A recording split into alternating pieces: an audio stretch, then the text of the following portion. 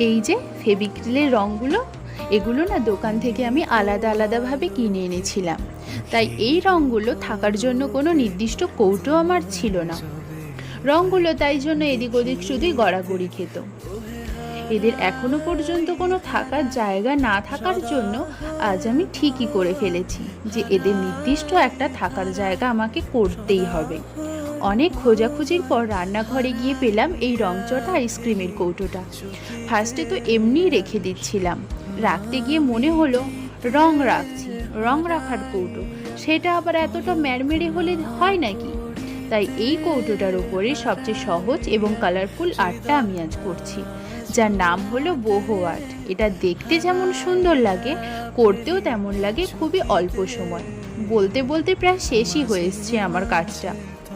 আমি যখন এই আর্টটিকে বোহো আর্ট বলে জানতাম না, তখন এটাকে না আমি জঙ্গলি ছাপ বলতাম। সে যাই হোক, রংটাকে টেকসই করার জন্য দিয়ে দিলাম ভার্নিশ।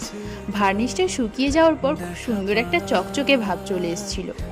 এরপর কৌটোটার মধ্যে বেশ করে চেপে চেপে ঢুকিয়ে দিয়েছিলাম রঙগুলোকে। শেষে একটা থাকার জায়গা হচ্ছিল না, কিন্তু এবার তোমরা দেখে বলো কেমন লাগলো নতুন রূপে রং রাখার কৌটোটিকে।